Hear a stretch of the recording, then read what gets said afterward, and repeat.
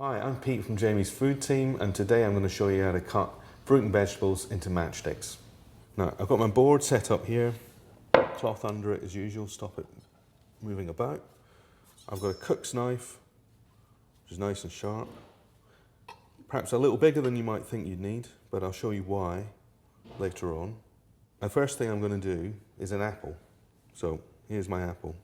As you can see, it's a lovely Cox's apple. It's a bit bent and squint, but it's still going to taste great. A lot of chefs tie themselves in knots trying to get perfect matchstick pieces all exactly the same size, and they waste a lot of the fruit and they waste a lot of time. Really, it doesn't make any difference to how things eat, how things taste. So we're going to use the whole apple, and I'll show you how. So first thing, cut it in half. Now obviously the apple's got a core, but I'm not worried about this. Core's fine to eat, adds extra texture to the salad. So I'm not going to cut around it and waste half the apple. So there's half the apple here, I'll put it face down, and then with my knife, I'll just cut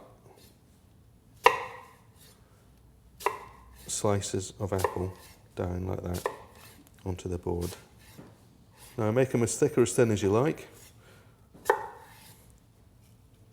So next thing I'll do is take a few of these, turn them on the side, like that.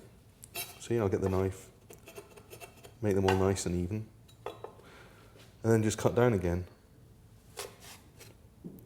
And here you've got little matchsticks.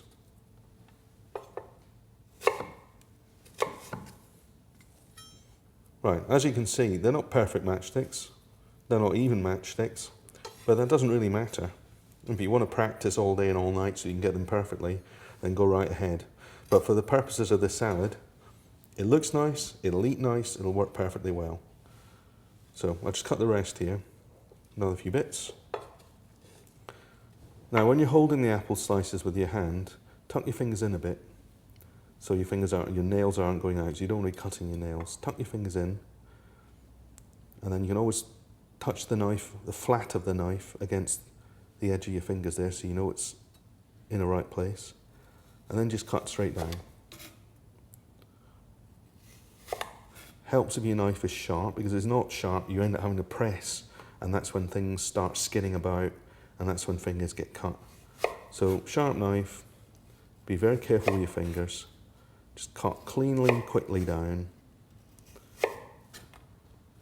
And there are your matchsticks. So I do these the very last minute before you're going to use them, because as soon as apple gets exposed to the air, it starts going brown. So this is a last minute job. Don't let that make you hurry it, because when you hurry with knives, that's when you cut yourself. Now carrots, you peel them first of course, take the ends off, and then look at the size of the carrot, and I think I'll probably get 2 matchsticks off that. So I'll cut it in half, they're both about the right size.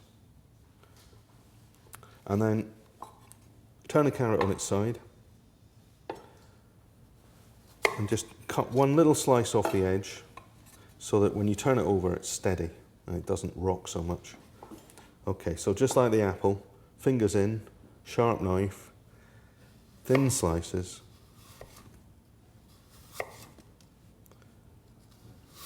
This is where you're really glad you get a nice sharp knife.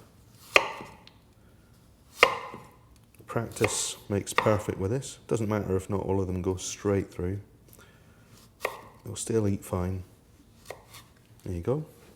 You might be left with an endy bit, but that's fine. Better you're left with that than you cut your finger. And there's a whole lot of nice thin carrot slices. So like the apple, pile a few of them up and cut them nice and thinly. There you go. Now they're not all perfect length, they're not all perfect cut. Some chefs get very precious about this. But they look nice, they'll be delicious. And that's how to cut carrot matchsticks. Now there's some other tools you can use to help you cut lovely thin carrot matchsticks, or any other root veg for that matter. This is one of them. It's a speed peeler with some little sharp edges on it here. And you use it just the same way as you do a speed peeler. And I'll show you how. So I'll just move this carrot out of the way. Use a new carrot, long thin one. I'm going to lay it down on the table. And really, imagine you're peeling it. You drag that down the length of the carrot and you end up with lovely strips. These are quite long, but we can cut them in half after we peeled them.